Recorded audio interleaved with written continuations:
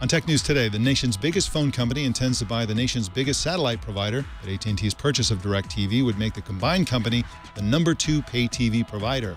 Plus, YouTube is buying the gaming video company Twitch. Facebook Poke is dead, but the company's working on a second Snapchat killer. And the United States is charging Chinese army employees of hacking to steal trade secrets. All that and more coming up right now. This is Twit. Bandwidth for Tech News Today is provided by CashFly at CACHEFLY.com.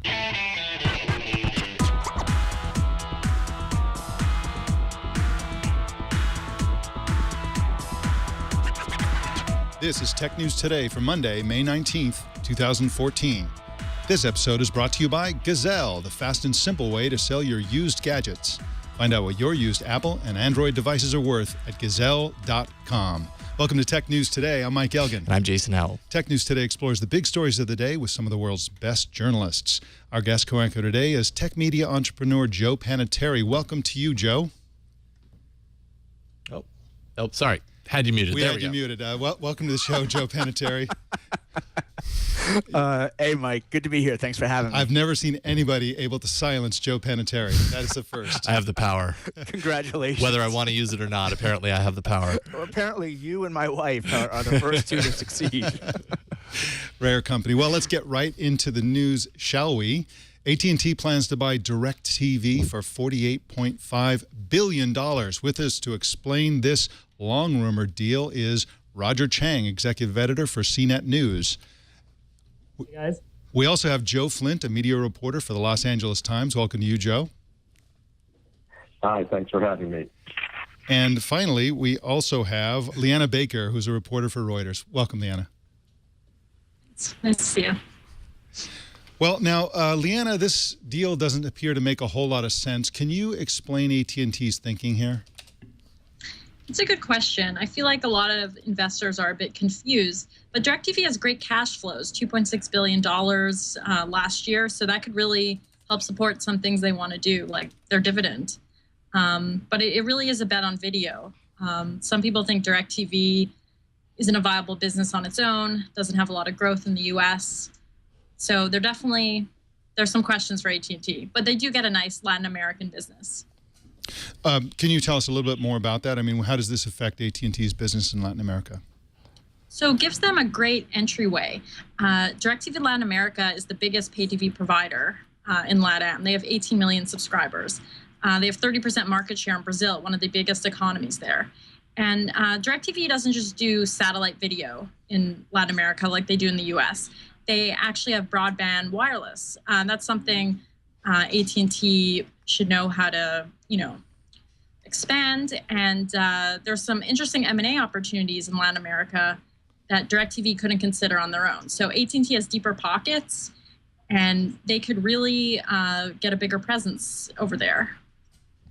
Now, Joe Flint, in order to make this deal as part of the Latin American thing, they've had to divest some holdings in Latin America, haven't they? Can you explain what they're doing there? Well, AT&T is going to, as they said, divest some holdings, some stakes they have in a wireless provider there. I think the regulatory environment there in some ways is a little more stricter perhaps than in the U.S. But yeah, so they are going to have to divest out of a wireless companies that they were invested in there. But I think their thinking is, to Leanne's point, that the longer, the better bet may be with DirecTV. They have such a strong penetration of that market there. It's really a growth area that's been driving the company, especially as growth in the U.S. has become tougher and tougher because it's a much more mature marketplace. Now, Roger Chang, you are an analyst constantly looking at this space, and you've been writing about this deal in particular. Does this make sense to you? I mean, the cost of the acquisition is higher than the Comcast proposed acquisition of Time Warner Cable, and it puts them in a #2 spot. And it seems to me that the quality of the resources that this gives them, and the quality of kind of the audience, because in order to build this out, they're going to really have to go after the expensive rural customers. Does this make sense to you? Do you think this is a good move for AT&T? Well, I think AT&T has been desperate for growth for a while now. So In some ways, it does make sense. I mean, they basically have been looking overseas. They've been looking everywhere for acquisition targets. Their core wireless business is slowing down, and so for whether they're right or wrong, they definitely see the opportunity in video. They see video as their growth driver down the line, and the ability to kind of bundle their wireless service with DirecTV's national TV service is, I guess, an opportunity that they see. I mean, they talked a lot about over-the-top video, mobile video, just the way that you deliver video to multiple mediums, and I guess the opportunity that comes from charging consumers for that TV everywhere access is the key opportunity here, and it's what they were spinning today on the conference calls. Largely that the synergies right now that they've talked about, the merger cost savings, if you will, are mostly from just eliminating redundant costs, but they see a bigger opportunity in kind of bundling services together. Now, Randall Stevenson hyped the ability that this will give AT&T to negotiate better deals for content. We're really heading into a world now where these two companies, it's going to be Comcast and AT&T, if both of these acquisitions go through, they're really going to be in the driver's seat about negotiating content deals. How is this going to change the costs for movies and TV shows and things like that? And also, how will it change the market? Well, ideally speaking, I mean, at least what they're arguing is that the higher ability to bargain for a better deal on programming will translate to better costs for consumers down the line. I'm not entirely sure if that's going to be the case, and programming costs have been rising faster than the inflation rate for a while now, and so it's unclear whether or not these two deals will put these companies in the driver's seat. I mean, there's still plenty of other content companies or TV providers willing to pay for that content. So, it's an interesting argument. I think in the near term, a lot of those benefits are muted. I think DirecTV already has some of the best programming rates available, and I think what will happen is AT&T will shift its UVerse customers or UVerse TV customers down to that lower rate. Now, and these are rates, by the way, that consumers aren't paying, but AT&T is paying the content providers. So it's, again, it's unclear what the ultimate impact is for consumers, though. Hey, Mike, if I could jump in. Joe Panettiere here. Quick question in terms of the content, continuing along that path. NFL Sunday Ticket, that seems to be, the crown jewel in the DirecTV arsenal there. And I'm just wondering if there's any early talk about how AT&T may leverage that content further and or replicate that type of content in pursuing similar deals with other sports leagues. Any early thoughts there? I think it's interesting where it's actually interesting that NFL Sunday Ticket was important enough that if DirecTV doesn't actually renew its agreement with them, that the deal is off, actually. And it sort of shows how important NFL Sunday Ticket is to AT&T's planning down the line. It still remains to be seen how it'll be integrated into mobile. Remember, Verizon has its deal with the NFL for NFL content. And as for other sports leagues, I mean, the T-Mobile and Sprint have their own sort of sports pro sponsorship. So whether or not, I think there's definitely some opportunity there, but it's still unclear how AT&T kind of finesses that. Liana Baker, what is the future of satellite? I mean, satellite is, of course, where DirecTV is bringing all these customers, but it's really got kind of a grim future, doesn't it? Well, that's why this deal makes a lot of sense for DirecTV, because they could finally, for the first time in the U.S., offer broadband. So that really, helps their future business. There are a lot of questions about Dish Network. That's DirecTV's #1 competitor. What do?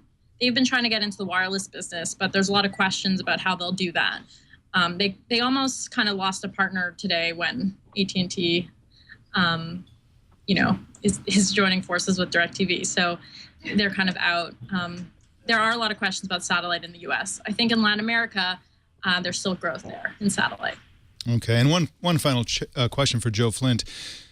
Do you think this deal has any chance of being scuttled by regulators? Is this really going to go through?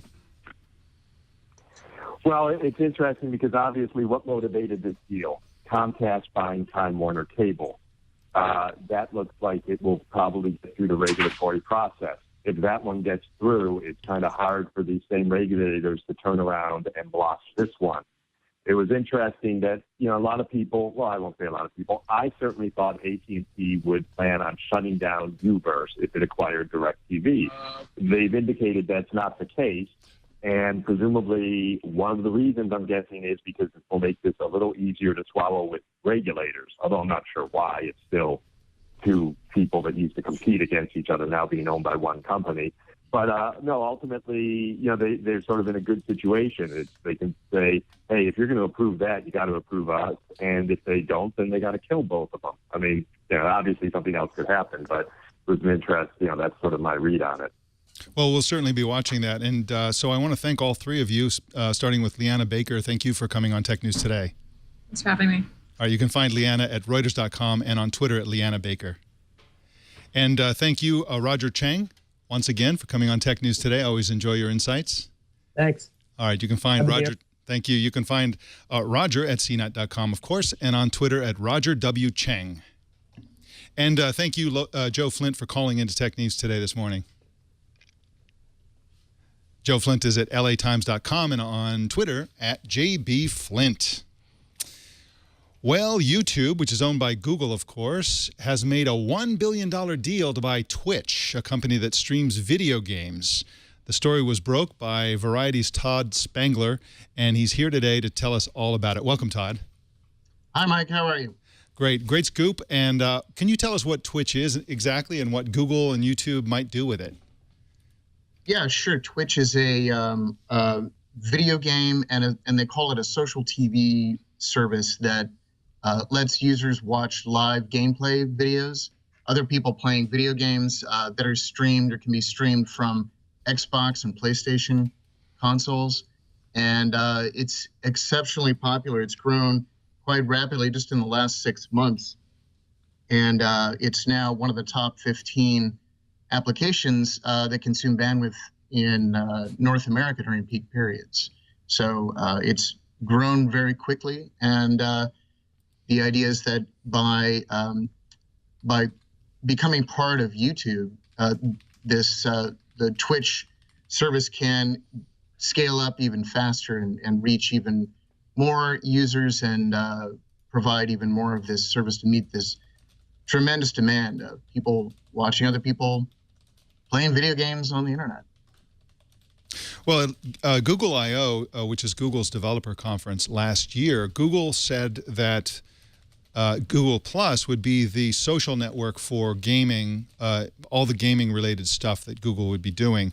And now this is actually acquired by YouTube, which is, I guess, a subsidiary or division of Google.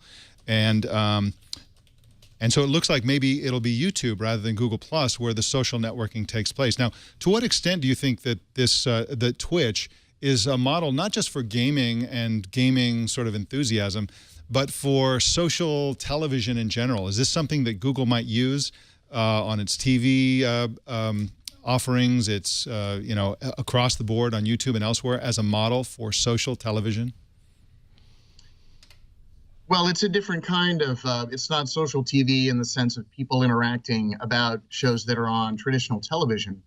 It's live interaction among people who are sharing video on the internet. So it's a bit different, and I don't think that Google Plus and Twitch would be mutually exclusive. There's a tremendous amount of social interaction that happens on YouTube already. And, some of that is integrated with Google Plus. They were going to mandate that you have Google Plus in order to use YouTube, and they backed off of that. But there's no reason that the two couldn't work in harmony and just expand the reach of Twitch. Now, there's some controversy about the degree to which this deal has been completed. Some reporting, yourself reporting that it's a done deal, others reporting that it's just negotiations at this point and the deal hasn't been completed. Do you have any information about whether, how far along this deal is? Yeah, my sources, as we reported, we understand that it is a done deal, and they're just getting the paperwork signed. So that's what we're hearing, and other outlets have confirmed that as well. Of course, Hey, if I YouTube. could, Go ahead, Joe. Hey, thank you very much. I appreciate it. Hey, Todd, nice to be speaking with you. Quick question for you. With this deal seemingly imminent and other billion-dollar deals always being bantered about, what does this say about the willingness of Google, Facebook, and other big companies out there, the net companies, to continue opening their wallets for these billion-dollar deals for companies that Main Street USA very often hasn't heard about? Do you think these deals will continue, or is this sort of the end of this wave? I don't have a crystal ball, so I don't know. But, look, I would put this in a different category from something like Facebook buying WhatsApp. That was a pretty different deal from what we're talking about here with Twitch. Twitch has a large and growing user base already. So in a lot of respects, it's more established than something like WhatsApp, which was, much higher price tag, by the way. They're 45 million unique viewers per month, and they just spend a staggering amount of time on Twitch. The company says up to 13 billion minutes per month, 106 minutes per person per day. So Twitch is already pretty established in that regard. And, as for, some of these big deals like Facebook buying Oculus or some of these other type of mega deals that we're seeing in the tech sector, I don't know how much we're going to see of that continue, but Google, for one, certainly has a lot of cash. This is not really going to slow them down in that regard with Twitch, but I think these companies are seeing that as they mature and become major players here in not just internet content, but in media in general, they need to stay ahead of the curve, go where the audience is going, and get these new technologies and new services, and really start to develop them. And I believe that this is the first major deal conducted under the leadership of Susan Wojcicki, who is YouTube's newish CEO, and she came from the ad space from Google proper. Well, Todd Spangler, I want to thank you for coming on Tech News today and sharing your exclusive with us. Thanks, Mike. All right, you can find Todd Spangler at Variety.com and on Twitter at XSpangler. That's XPANGLER. Well, in a sec, we're going to tell you about a Financial Times exclusive regarding Facebook. But first, I want to tell you about Gazelle. Gazelle wants to buy your used gadgets, and they're willing to give you a lot of money for them as well. All you have to do is go to Gazelle, the Gazelle website. That's gazelle.com, Gazelle.com. Just find the device that you'd like to sell to Gazelle and tell them what condition it's in, good condition, bad condition, whatever, and they'll give you a price. That price is locked in for 30 days. So even if the value of that phone or whatever it is goes down, they'll honor that price for 30 days, which is really fantastic because the value of these devices are always going down, and that's another reason why you need to send it to Gazelle right away. You can get a risk-free offer. They pay for your shipping. You don't have to pay for shipping. And then you get a check, or you get a PayPal credit, or if you use the Amazon gift card option, you get 5% extra by doing it. And that's the one that I use. It's a fantastic service. They'll even send you a free box, fast processing, no listing hassles. They'll even wipe your data for free, so there's no risk of your personal information somehow getting into the wrong hands. So find out what your Apple or Android device is worth. Take a minute, go to Gazelle.com and find out. Do it now because your device may lose value the longer you wait. Well, the Financial Times reported an exclusive over the weekend that Facebook is working on another app to compete with Snapchat. The app is called Slingshot. Facebook recently killed its Snapchat-like app called Poke. Tim Bradshaw is a San Francisco correspondent for the Financial Times and one of the two reporters who broke this story. Welcome, Tim. Thanks very much for having me on. What else do we know about the Slingshot project? I mean, the details are pretty sketchy, but what do we know about it? Yeah, it's I haven't seen the app firsthand, but spoken to a couple of people who have. it's designed to be a super speedy video messaging app, so that you can send a message a little bit like a video walkie-talkie to a friend with just a couple of taps of the screen. It'll exist standalone to Facebook's other apps like Facebook Messenger, and it's not a kind of straight clone of Snapchat like Poke very, very clearly was, but it's going for that same use case, the kind of immediacy and intimacy of one-to-one communication that you get with that you maybe don't get on Facebook, which most people think of as a kind of one-to-many kind of a situation. So yeah, it's been in development since last year. Mark Zuckerberg has been personally involved on that, and yeah, they're obviously taking the threat from Snapchat pretty seriously. And I guess the question is, why is that? I mean, Mark Zuckerberg was personally involved in the Poke app. I even heard that he wrote a lot of the code for it. And he is also personally supervising this app. Why is what Facebook calls ephemeral messaging so important to Facebook? It seems to me like, compared to what they have with Facebook.com and all the other apps, it's a small category. But is this something that they're worried about for the future? It's well, it depends. I mean, there's lots of different kinds of messaging apps at the moment, and some of them are bigger than others. Snapchat have never revealed user numbers, but it's certainly in the tens of millions and growing pretty fast. There was a report last week which was saying that by kind of mobile traffic, in terms of the kind of bits and bytes sent over the network, rather than it's bigger than WhatsApp these days. WhatsApp has 500 million users, is mostly text and is very network efficient, whereas Snapchat is mostly pictures. But it's definitely, I think more than that, it's the kind of younger users that are really flocking to Snapchat, the teens, and Facebook warned last year that it was seeing some signs of declining usage among that audience, and if it doesn't bring in new cohorts, then it's got to try and it becomes that much more difficult to grow its user base. And I think a lot of people come to Snapchat because it's not Facebook. There is a bit of a kind of catch-22 situation for Facebook when they're trying to take on these kinds of products, because the fact that you're not leaving a trail of your entire life online like you do when you post things to Facebook is exactly why the kids are going to Snapchat to kind of share slightly different kinds of moments. And so it remains to be seen even if Facebook come up with a better product than they did with Poke, if it'll be something, if Facebook will be a place that people want to go to share those kinds of moments. Now, of course, Mark Zuckerberg called Poke, which came out in 2012, a joke. I'm not sure why he called it that. I guess he was embarrassed about its failure. But why did Poke fail? What was it about Poke that failed to catch on, and what do you think that Facebook could do with Slingshot that would have a different outcome?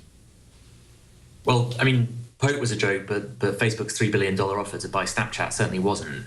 So they definitely take this space pretty seriously. I think, as I was saying before, part of the reason that Poke didn't really succeed is it was just too similar to Snapchat. It didn't really add anything above and beyond what Snapchat was already doing, and it was it was associated with Facebook very clearly, which is, as I was saying before, is part of the use case for going to Snapchat is it's not Facebook.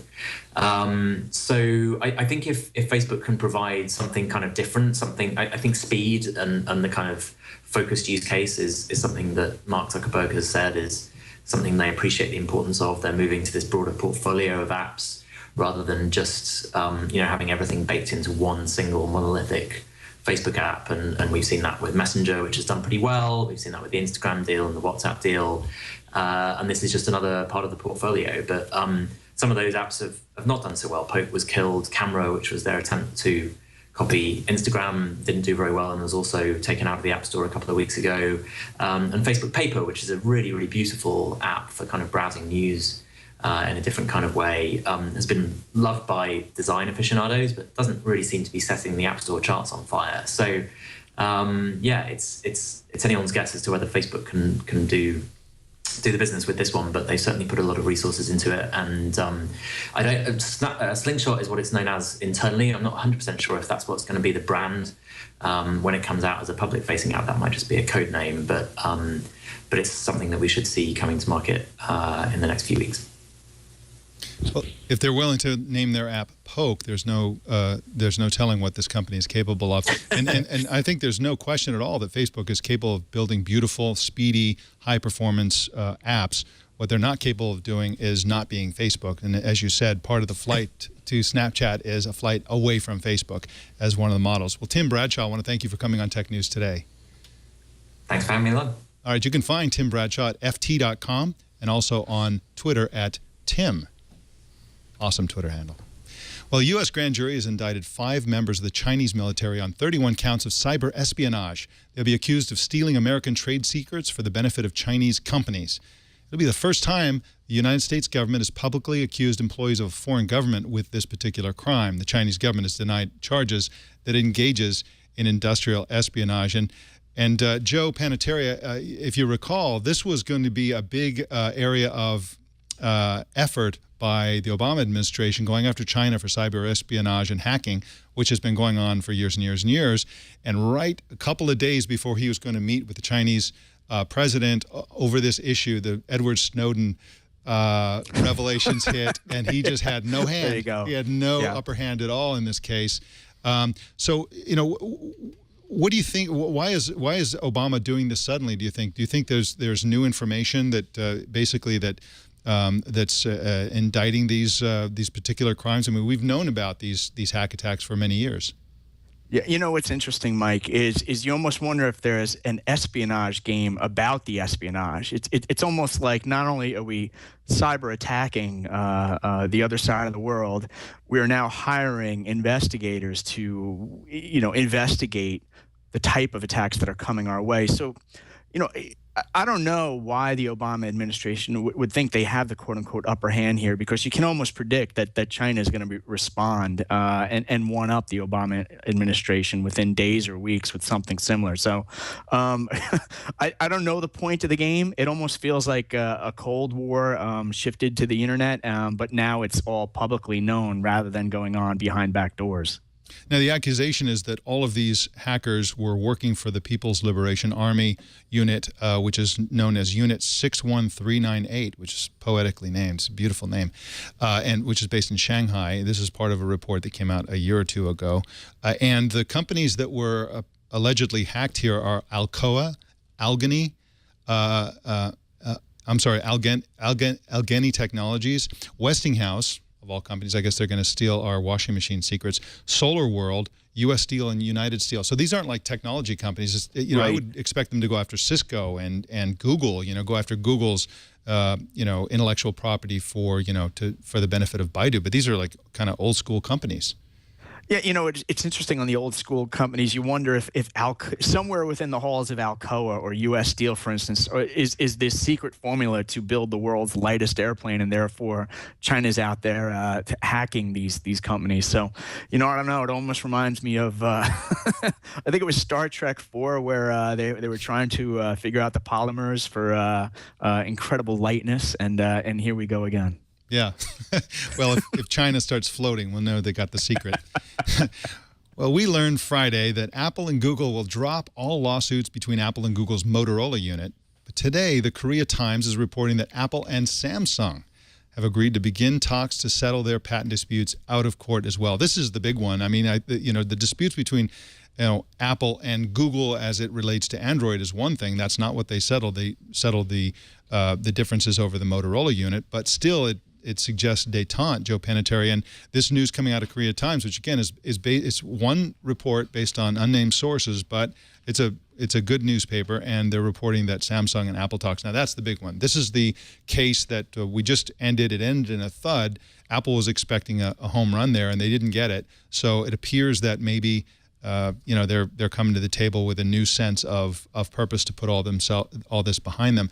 And to some extent, Joe Panettiere, I don't know if you have a reading on this, but it seems to me that Tim Cook is kind of turning a page here. The thermonuclear war was a Steve Jobs thing. Yeah, and to use another cliche, there was the George Costanza Seinfeld episode where George had opposite day. And it just seems like Tim Cook is running Apple in an opposite way of Steve Jobs and the way Jobs ran it. It was Jobs' dying breath saying he's going to fight to protect iOS all the way, whether it's against Google, whether it's Android, whether it's Samsung, et cetera. So here we go, opposite day again with Tim Cook heading in another direction. And for the viewers out there, I would encourage you, I think it was the Wall Street Journal over the weekend that wrote quite a bit about the way Tim Cook is managing Apple, and it pointed out all these variables in his leadership style versus Steve Jobs. On the one hand, no huge surprises, but on the other hand, to see it stated in one article, these 7 or 8 differences, it said a mouthful. Well, the timing is exactly falls into line with that theory about Tim Cook, because, of course, it would have been in bad taste, I think, for Apple to suddenly reverse course immediately after the death of Steve Jobs. It sounds to me like Apple has waited until the existing court cases played out, and now that we've had a major court case, perhaps they're coming to the table to do the Tim Cook approach, which is more conciliatory. And, of course, Samsung, as a company, is a major supplier with major parts for the iPhone. So it's an incestuous business. And, I think users are going to be really happy about this, because I don't think very many people like the constant rancor and lawsuits. It's really annoying. Well, Joe, the Collins English Dictionary is crowdsourcing on Twitter the selection of dumb internet words to include in the dictionary. They put up a site called Twictionary. Yeah, Twictionary. And listed the words along with their definitions. The page also includes buttons for tweeting hashtags with the words, which count as votes. Are you ready for this, Joe Panettiere? The word candidates are adorkable, gayborhood, fatberg, filthy is when a farmer takes a selfie, duckface, vague booking, Euromaiden, which has something to do with protests over the Ukraine situation, and fractivist, which is an activist who's against fracking. And the piece de resistance, Joe Panettiere, is no makeup selfie. That's one word, no makeup selfie. Personally, all of my selfies don't have makeup. Well, my vote for which of these trending neologisms should be added to the dictionary is none of them. Well, maybe adorkable. What do you think, Joe? Are these the kind of words we want in the dictionary? Well, I'm a little worried. It's pushing 1:32 Eastern here today, and I'm yet to get a word landed on that list. So I'm going to have to get cracking right after this live webcast, and we'll see if I can break into the top 10 with something creative or absolutely unfrackable. We'll see. That's adorkable. Well, Joe Panettiere, that's the Tech News Today. I want to thank you for coming on Tech News Today and being our guest co-anchor today. Always awesome when you're on. I hope to have you again soon. All right, Mike, thanks. All right, Joe. Thanks again. Well, you can subscribe to Tech News Today at twit.tv/TNT. Why aren't you subscribing? You got to subscribe. It comes right to you, either video or audio or both. You can follow us on Twitter at Tech News Today TV, and we want to hear from you. Comment on Twitter or Google Plus using the hashtag adorkable. No, not adorkable. Tech News Today. Use the hashtag Tech News Today. Send us an email at tnt@twit.tv or leave us voicemail by calling 260-TNT-SHOW.